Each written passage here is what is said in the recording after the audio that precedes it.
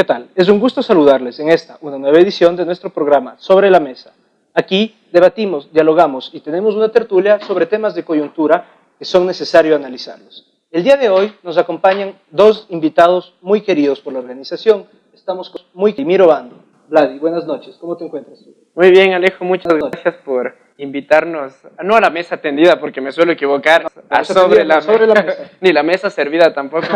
Un placer estar aquí Sobre la Mesa para compartir diferentes perspectivas sobre temáticas que nos convocan a discutir y analizar. Efectivamente, nuestro segundo invitado en este espacio de producción y difusión contrahegemónico es Iván Carrasco. Iván, ¿qué tal? ¿Cómo Hola, muy bien, gracias igual por el espacio. Creemos definitivamente que generar diálogo con medios de comunicación alternativa permite llegar a la población de manera real. Vemos en este momento que hay un apogeo bastante preocupante en torno a la tergiversación de ciertos mensajes, inclusive sobre el tema de coyuntura, el tema LGBTI, ¿no? En los medios de comunicación convencional. Entonces muy contento de estar acá compartiendo con ustedes para poder presionar ciertos temas que están como un poco álgidos en la opinión pública de momento. Como ha mencionado Iván, precisamente el tema a tratar hoy tiene que ver con la comunidad LGBTI. Pues hoy, en Sobre la Mesa, estaremos dialogando sobre la transfobia. Todos los 21 de octubre se celebra un importante día de lucha para los colectivos que representan la diversidad sexual y para todas las organizaciones que se deban considerar revolucionarias. El Día Internacional por la Despatologización de la Transexualidad. En este programa, Vladimir y Iván nos van a hablar un poco más sobre el tema de la transfobia.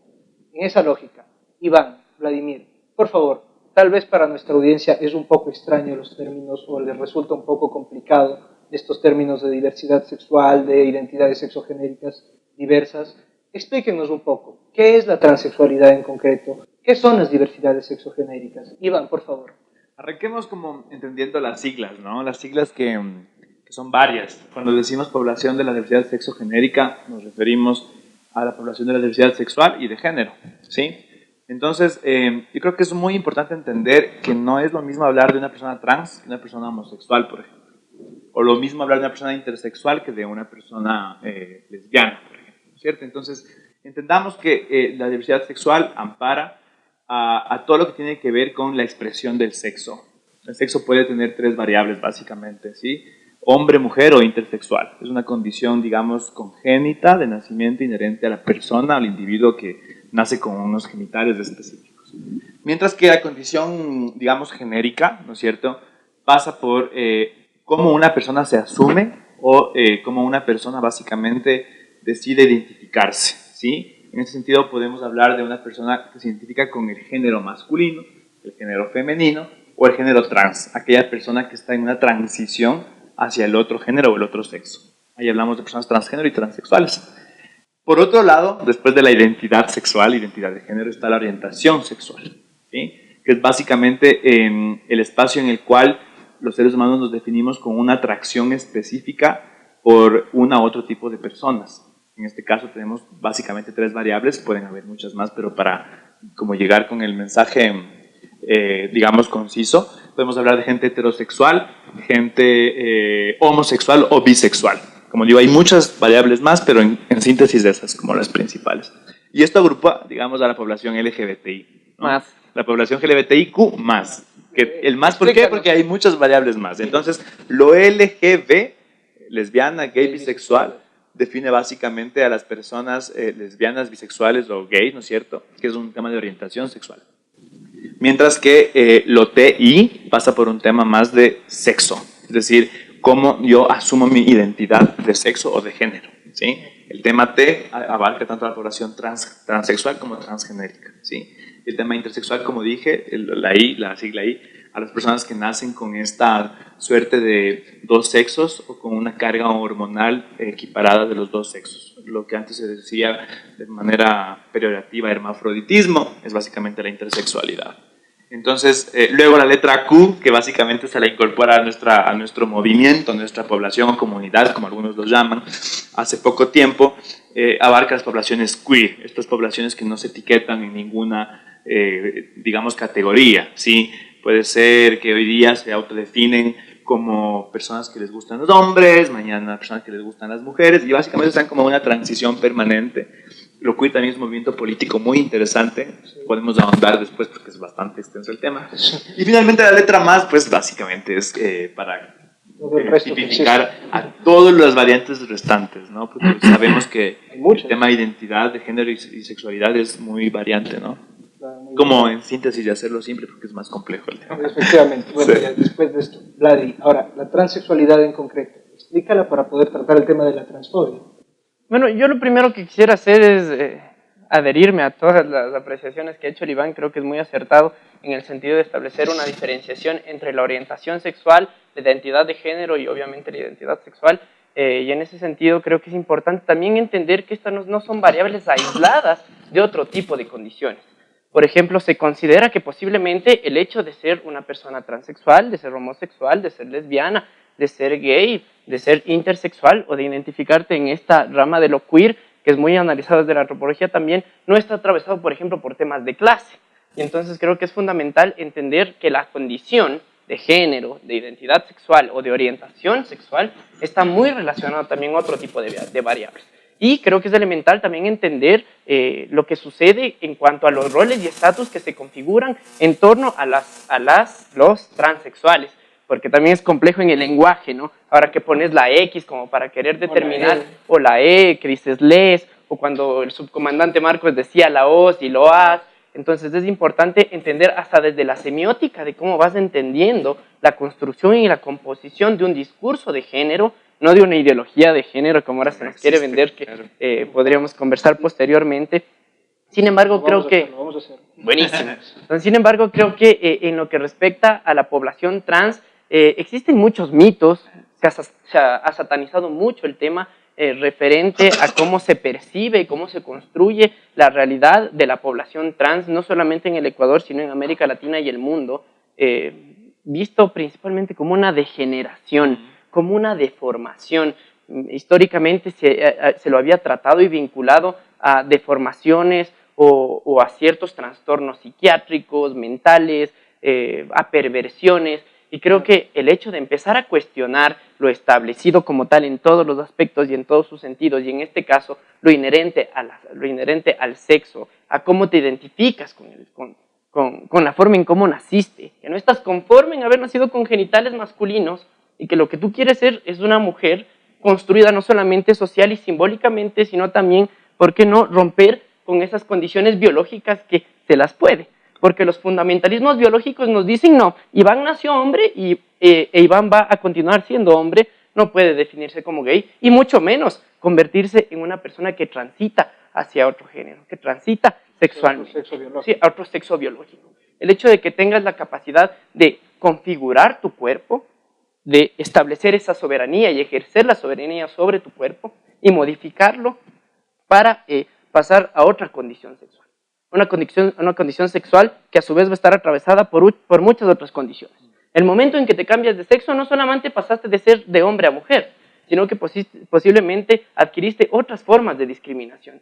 Y eres doblemente discriminado, triplemente discriminado, porque si resulta que eras negro o afro y decidiste hacerte mujer y eres pobre, pues tienes un sinnúmero de variables de discriminación, precisamente, y eres de esas perversiones y esas deformaciones que son atacadas por el sentido común, porque lo que hay que disputar y deconstruir es el sentido común que nos dice que el hombre biológico siempre será biológico y que el trans, el momento en que transgrede esa dinámica y ese entendimiento de la realidad desde lo biológico, desde lo científico, entre comillas, y obviamente desde lo social, empieza también a establecer disputas de ese sentido común. Y es lo lógico que en esta transgresión, precisamente, como tú decías, de sentidos comunes, lo más normal, lo más tal vez natural, es que se rechace, es que se satanice, porque todo lo que no puede ser entendido o subyugado por el sentido común va a ser inmediatamente rechazado hacia el rincón de los tabús, hacia el rincón de lo que no se debe topar, hacia el rincón de lo que está mal.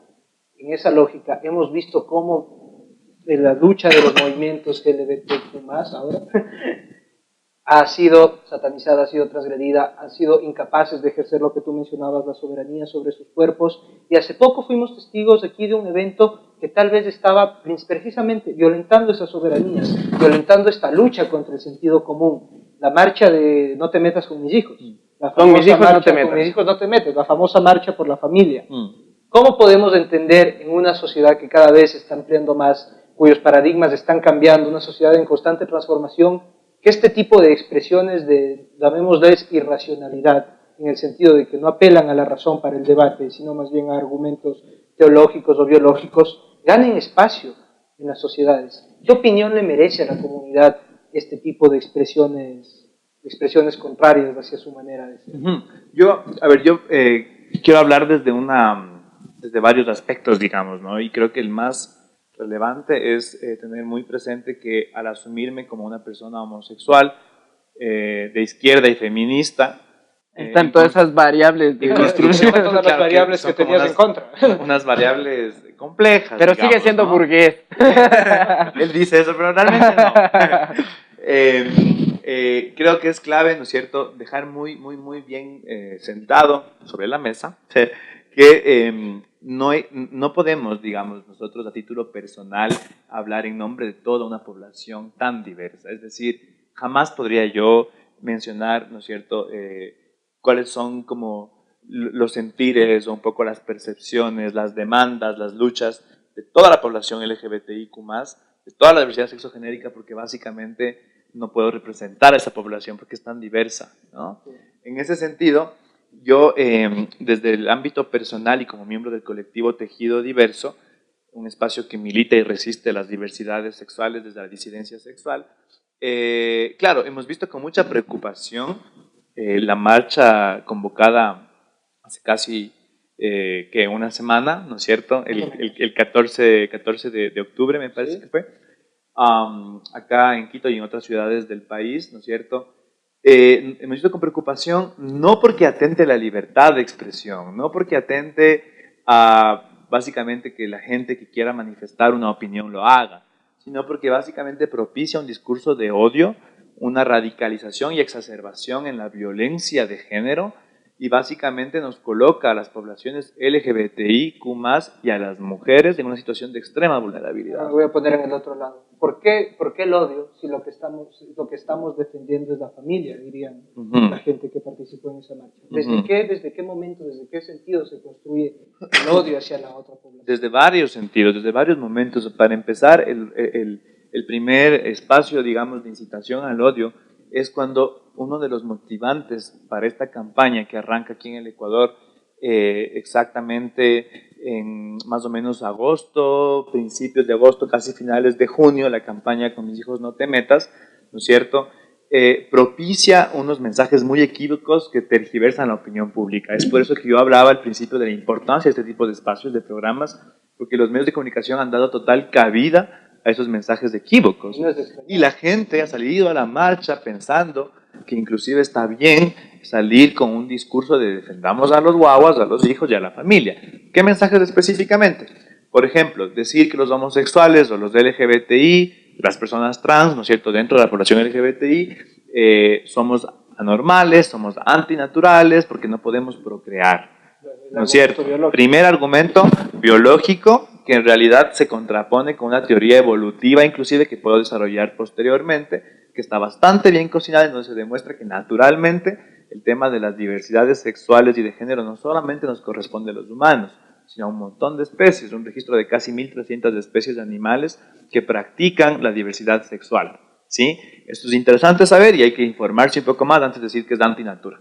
Por otro lado, un siguiente argumento es pensar a la familia como un espacio, como una institución, sí, eso es cierto, todavía prevalece ese concepto, pero como un espacio único y exclusivo de desarrollo de los seres humanos y de los individuos, y sobre todo a la familia heterosexual o heteronormada como el único espacio que permite sostener a la sociedad, cuando hemos visto por estadísticas que eso no es cierto. En América Latina, solo por dar una cifra, casi el 50% o un poco más, depende del país al que nos refiramos, está compuesto por familias diversas. ¿Cuáles son las familias diversas? Las que no tienen la estructura clásica de papá, mamá, hijos, perro, gata y televisión. El sentido común le llama familias disfuncionales, claro, ¿no? Y que el sistema nos dice disfuncionales. ¿Y por qué somos disfuncionales? Porque básicamente no producimos ni reproducimos. Y eso hay que entender. Y cuando digo diversa, familia diversa, no hablo únicamente de la familia homoparental, sino también aquellas familias, por ejemplo, las ensambladas, en donde los lazos no son consanguíneos, son más bien afines, ¿no es cierto? Es decir, un tema de yo quiero vivir entre mis amigos o amigas y somos una familia, ¿sí? Le guste a quien le guste, a quien no, pues ni modo. la familia compuesta por una madre con hijos, por ejemplo, la familia compuesta por tíos con sobrinos y por ahí también unos hijos, bueno, unas variables importantes que la Constitución lo reconoce también. En nuestro país esta tipología de familia diversa, ampliada, está reconocida en la Constitución. Vámonos a los pueblos nacionalidades, el Auliu, por ejemplo, ¿no es cierto? Como la familia en donde toda la comunidad confluye en un espacio, ¿sí? Y cuida a los niños, niñas, etc. Entonces, esta lógica de pensar mediante la marcha de que la familia tiene que ser papá, mamá, inclusive era una consigna, papá y mamá, orden natural. No mames, es decir, no es original. Verdad. Eso, diseño original. Y también decían por ahí orden natural y nosotros decíamos, no es tanto así, mamá y mamá, bonita familia también, ¿no? Es decir, hay que estar conscientes de eso. Entonces, dos elementos centrales fuertes que nos han generado una lógica de exacerbación de violencia, de discursos de odio, inclusive de amenazas a la población activista principalmente y también población LGBTI en general, que estamos luchando hace mucho tiempo por nuestros derechos y un tema de inserción social y reconocimiento. Entonces, este tipo de marchas realmente nos dejan muy preocupadas y preocupados porque lo que hacen es tergiversar la opinión pública, repito, pensando inclusive que la homosexualidad se puede enseñar en planteles educativos, lo cual es absurdo. Claro. A mí no me dieron nunca un manual de cómo se es marica o se es gay. Eso leía precisamente en redes sociales de algunos amigos. Y eso es lo que nos entregan, ¿no? y de lo que dice el Iván, solamente como para acotar, uno de los principales insumos que están entregando estos movimientos pro vida y pro familia son copias de supuestos documentos en los cuales a los niños se les enseña acerca de que puede ser lesbiana, de que puede ser, de cómo puede ser por poco, ¿no? De cómo te construyes. De claro. No hemos tenido cuánto tiempo la familia heteronormada y los niños siguen creciendo homosexuales. Sí, exacto. ¿Cuál es el problema ahí? Si las familias homosexuales van a criar hijos homosexuales, ¿por qué las familias crean homosexuales? No heteronormales, sino heteronormadas más bien, o heterosexuales, sí. ¿No? Y claro, y perdón, ahí solo acoto un poco más, y es que estos textos ni siquiera existen en el Ecuador. Permíteme ver. Es decir, sería súper interesante que en el Ecuador tengamos una política de educación sexual real en las escuelas y colegios. Eso no hay. Sí, o sea, creo que es fundamental lo que dice el Iván. Fuese bueno que tuviésemos ese tipo de formación, porque eso es una formación acertada en el sentido de entender la diversidad. La formación desde la diversidad te permite tener una perspectiva mucho más amplia y concreta de la realidad, de relacionarte con lo diverso, de relacionarte con el otro, y más no que ese otro te genere resistencia. Todo este alboroto se exacerbó a partir de la presentación del proyecto de ley orgánica contra la violencia de género en el Ecuador. Correcto. A partir de eso, metieron que la ley iba a legalizar, escuché que la ley iba a legalizar el aborto, que se va a permitir la adopción a los homosexuales, el matrimonio. Que se va a permitir el matrimonio gay, que por poco y mañana todos íbamos a ser homosexuales y íbamos a andar agarrados de las manos al día siguiente de la aprobación de la ley. Cosa que obviamente no era cierta. Se tergiversó completamente el sentido de esta ley y hasta hoy por la mañana leí que se habían ya bajado algunos de los términos en el sentido de pasar al debate de la ley. La comisión ocasional que estaba analizándola quitó algunos de los términos como inclusión de género, como enfoque de género, para evitar la controversia, según rezaba el artículo. No recuerdo qué medio de comunicación lo leí. ¿Qué opinión pueden dar ustedes sobre este, no retroceso, porque todavía no es un retroceso, pero sobre este intento de aplacar un poco las aguas? Bueno, primero yo me pregunto, ¿qué inconveniente hay en empezar a discutir en torno a una normativa, a una legislación que también permita hablar acerca de la legalización o despenalización en diferentes causales del aborto? ¿Por qué también no empezar a hablar de una legislación y de una normativa que nos permita hablar acerca de la despenalización del matrimonio, de la legalización del matrimonio igualitario? O sea, creo que esta satanización que existe en torno a este tipo de temáticas se dan precisamente porque la familia y la heteronormatividad de la familia no responde a un imaginario, no responde a una superestructura, sino que responde a unas condiciones materiales de producción. Condiciones objetivas. Por supuesto, y esas condiciones objetivas de un sistema y de un modelo capitalista implican que la mamá, la mujer, está subordinada al campo de lo doméstico, de lo privado, mientras que el padre es aquel que tiene el rol público, el que tiene la capacidad de dotar y de mantener a la familia, y los hijos de igual manera tienen un carácter subordinado. Hasta el perrito tiene el carácter subordinado en esta construcción. La gata, la iguana, lo que tenga. La subordinación. Por supuesto, y en esa lógica, romper con esa heteronormatividad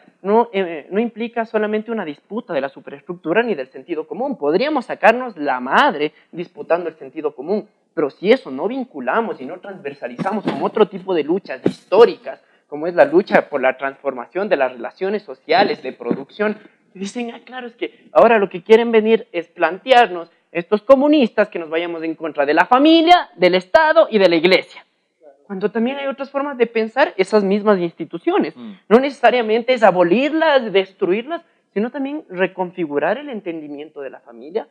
Y eso implica que la legislación, en este caso la que está en cuestión, que es la ley en contra de la violencia de género, que ahora proponen dejarla solo como ley en contra de la violencia de la mujer, que tendría ciertas implicaciones en cuanto a cambios de forma, pero hay que ser conscientes que el conjunto de reformas y de leyes no va a ser la revolución, que son importantes reivindicarlas, y que el lenguaje que empecemos a manejar dentro de los cuerpos normativos, y no solamente en los supranacionales, es decir, las leyes, los códigos orgánicos, sino también desde lo local, empezar a pensar cómo construimos proyectos de ordenanza dentro de los municipios, de los cantones, que permitan empezar a deconstruir ciertas prácticas propias del espacio público, porque el espacio público es en donde se vulneran los derechos de la diversidad sexual, en donde se vulneran los derechos de las clases oprimidas, en donde se vulneran los derechos de la diversidad en todos sus sentidos. Y en esa lógica de romper con la vulneración, ¿cuáles son las acciones que se han llevado a cabo para romper precisamente con esta satanización, para demostrar que las personas de géneros diversos, de identidades sexuales diversas,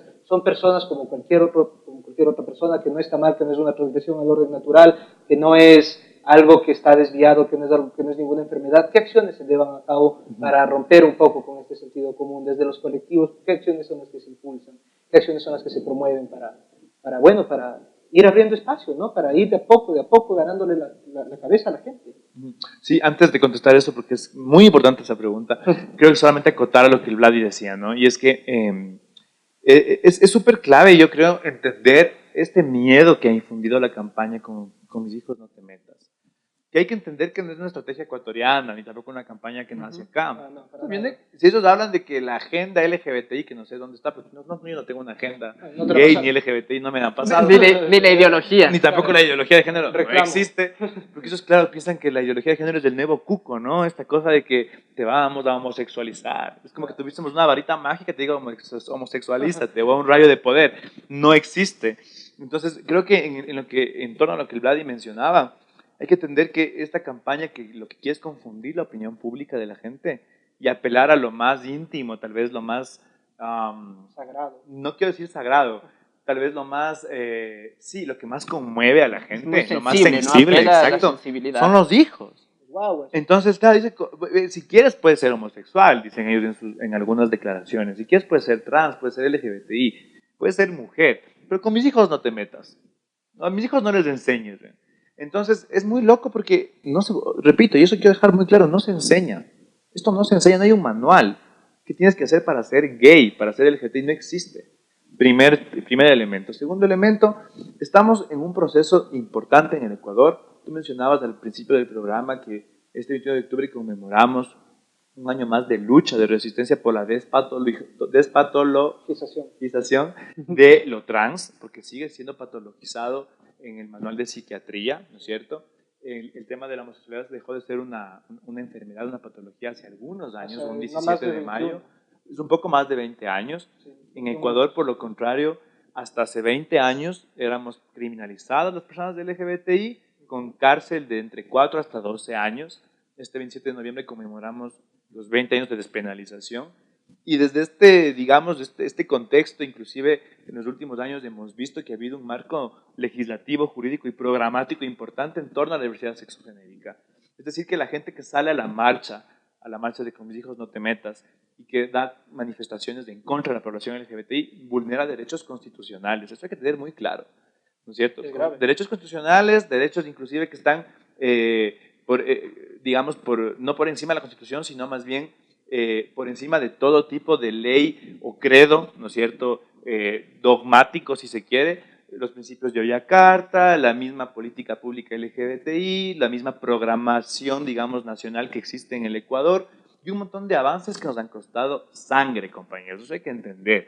El tema de la lucha LGBTI no es un esnovismo, no es una imposición sajona, no es una moda. No es una reivindicación no es una pequeño reivindicación burguesa. burguesa. Algunos piensan que sí, porque dicen que, claro, el gay es el que se viste bonito, el que está súper bien estructurado y que solo quiere casarse. Es una lucha, digamos, también reivindicativa e importante, pero siempre vamos a decir lo que decía Vladimir al principio. Mientras seamos maricas, seamos pobres, seamos indígenas, discapacitados, situación de migración, estamos cagados básicamente, ¿no? Estamos fregados. Las condiciones son durísimas. Entonces, la lucha ha sido compleja. La despenalización en el Ecuador costó muchas vidas. Compañeras transgénero y transexuales principalmente, que permitieron que hoy día, como maricas y LGBTI, podamos andar por el espacio público. En el espacio privado institucional, que es donde más derechos se vulneran, más que en el espacio público inclusive. O sea, la estadística es clara. 7 de cada 10 personas LGBTI han sido expulsadas de sus familias. Por favor, ¿hasta cuándo? Estamos hablando de gente que queda en situación de calle, sin medios para poder sobrevivir, y quién sabe cuál es el destino de esa gente, ¿sí? Más de uno hemos recibido agresiones físicas en familias, en entornos escolares, es muy fuerte. El tema del suicidio, porque eres maricón y te penalizan socialmente. Entonces, dejemos de pensar que es una moda. Dejemos de pensar que podemos enseñar a ser LGBTI. Y también tengamos súper claro que las marchas como la que se ha convocado hace el 14 de octubre aquí en el Ecuador, de con mis hijos no te metas o no te metas con mis hijos, lo que sea, la marcha está provida, entre comillas, lo que hace es radicalizar y exacerbar este odio y esta penalización sociocultural que sigue vigente en nuestro país. Ya no nos criminalizan por ser maricas y por ser LGBTI y no nos llevan a la cárcel. Hay condiciones de vulnerabilidad mucho más fuertes que tal vez no son jurídico-legales, ¿sí?, pero que son socioculturales. El tema de la violencia sigue existiendo. Hemos tenido, y esto como un dato importante, sin querer victimizar, ¿sí?, a la población LGBTI, hemos tenido en estos últimos 2 meses, desde que la campaña de con mis hijos no te metas, o lo contrario, lo que sea, recibido y hemos tenido denuncias inclusive ya de gente que está siendo violentada con más fuerza que antes. Amenazas vía redes sociales, comentarios destructivos, ¿sí? Entonces la marcha no es así nomás. No es una marcha pacífica. Este tipo de campañas te da precisamente y te faculta para que despotriques en contra de Exacto. lo que consideras antinatural y te da un sustento, si quieres, social, te da tu correlato. Exacto. A tu odio y a tu actitud de Sí, desprecio. y sobre esto tenemos pruebas tanto de redes sociales como videográficas que han sido documentadas a lo largo de todo este tiempo, que se empiezan a exacerbar después de la marcha. Gente que ya no quiere y no puede salir sola a la calle siendo mujer y siendo LGBTI porque se siente violentada y amenazada. Entendamos que no solamente están ellos en contra de los LGBTI o las personas LGBTI, también es un tema de las mujeres. Ellos piden, por ejemplo, formalmente, en la rueda de prensa que dieron hace unos días, igual como para decir cuáles son los siguientes pasos, piden que se quite la boleta de auxilio para una mujer que denuncia a su marido por violencia de género. ¿Por qué? Porque dicen que el rato que se judicializa al esposo, al padre de familia, se atenta con la estructura familiar, porque pasa a ser una familia disfuncional. Por favor, las mujeres, tengamos claro, compañeros, es que yo quiero enfatizar eso, es un tema de vida o muerte. En el Ecuador, cada 53 horas muere una mujer. ¿En manos de quién?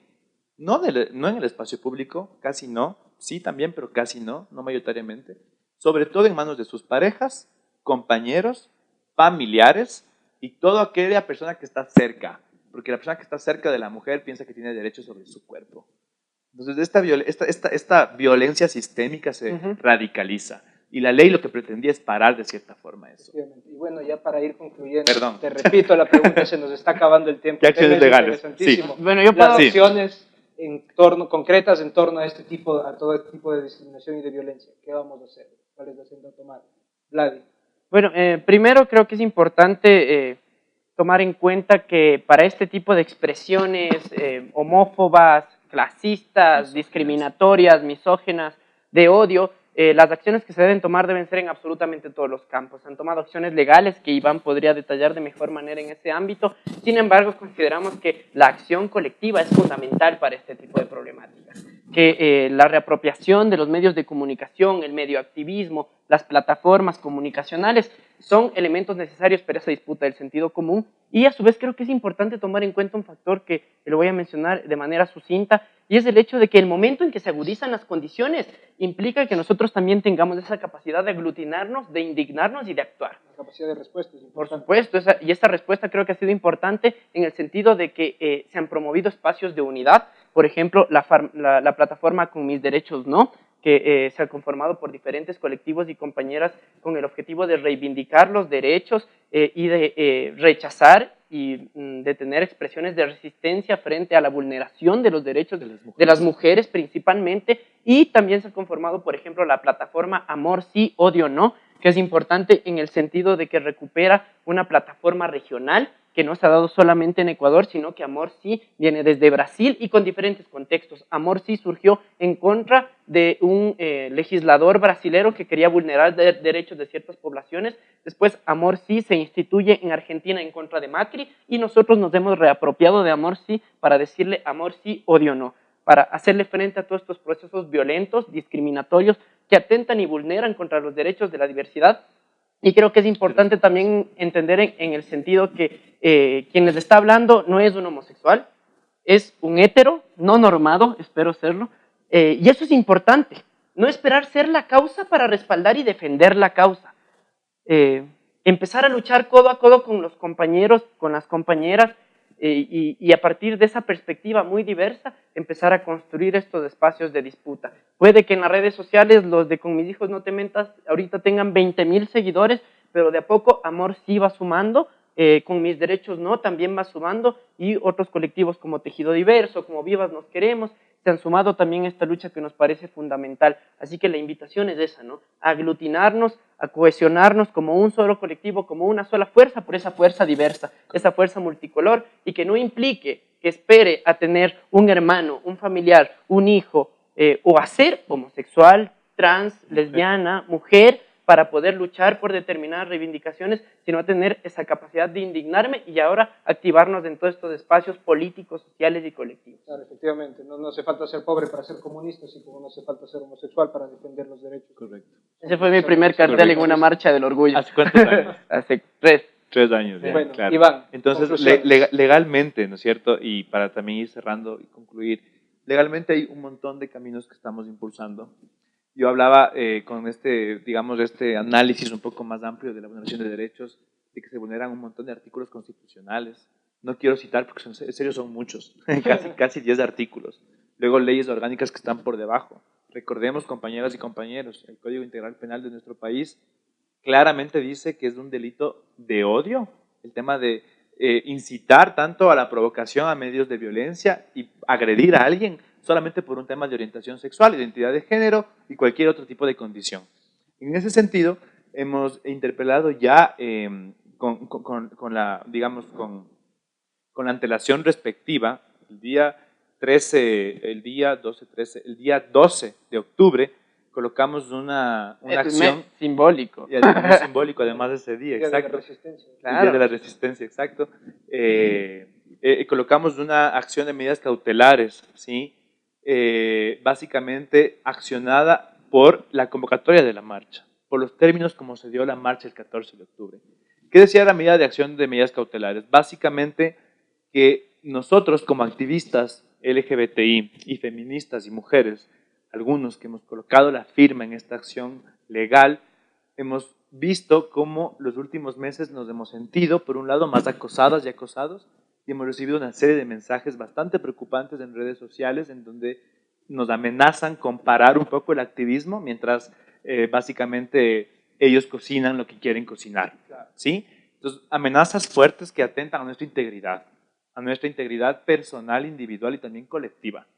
Por un lado, hemos dejado súper claro que si la marcha se realiza, que sí se realizó, puede haber una plataforma mucho más agresiva de violencia, lo cual ya está pasando, y pedíamos al juez que sorteó la causa básicamente que revoque el permiso para la marcha aquí en Quito, en el caso de que haya habido un permiso, nunca conocimos si es que hubo o no, y por otro lado de que frene de alguna manera los discursos de odio.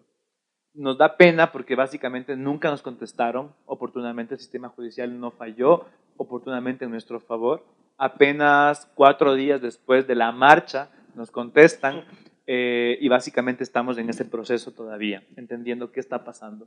Por otro lado, ha habido compañeras lesbianas, trans, compañeros gay, que han sido víctimas ya de ataques a su integridad física, violencia física, que han sancionado a los agresores por delito de odio. Entonces, entendemos que hay algunas causas, inclusive ya en lo penal, en camino. Y esto es muy preocupante, porque nunca en nuestro país antes se había exacerbado tanto los niveles de violencia y discriminación. Entonces, legalmente estamos caminando por estos rumbos y vamos a seguir accionando temas mientras los discursos de odio no paren, mientras ellos sigan pensando y diciendo y afirmando que los LGBTI somos una abominación, que no deben existir los LGBTI, que los hijos no pueden aprender a ser LGBTI. Entonces, mientras se siga tergiversando la opinión pública, aludiendo a las poblaciones de mujeres y personas LGBTI, seguiremos accionando legalmente. Por ahí había un comentario de alguna de las voceras de esta plataforma que decía que les vamos a encarcelar a todos los miembros de la plataforma, no, con mis hijos no te metas. Eso no es cierto. Pedía inclusive al gobierno que se amplíe las cárceles porque no van a entrar todos en la cárcel. No vamos por un tema penal hacia los voceros. Podemos ir por un tema penal si siguen incitando al odio, ¿sí? Pero hoy por hoy las acciones son de medidas cautelares principalmente, que no es un tema penal. Hay que entender bien la tipología del derecho. Pedimos protección, exactamente. Entonces, básicamente eso, y si es que vamos a ir concluyendo, yo sí quiero invitar a que la gente se sume a nuestra lucha. Nosotros tenemos un eslogan en Tejido Diverso que básicamente dice, tu lucha es mi lucha, y es sentir ese sentido de empatía, de alteridad por las causas sociales que permiten de alguna forma generar justicia social. Efectivamente. Bueno, se nos ha terminado el tiempo. Desgraciadamente el debate estaba muy interesante, faltaron muchos temas por abordar, hemos tratado de hacerlo de la mejor manera posible, lo más rápido que se ha podido. Acompáñenos en una nueva edición de nuestro programa Sobre la Mesa, que los estaremos trayendo pronto. Le agradecemos a Iván y a Vladimir por el tiempo y esperamos que estos espacios apunten, como siempre, a deconstruir sentidos comunes. Muchas gracias por su sintonía y hasta la próxima.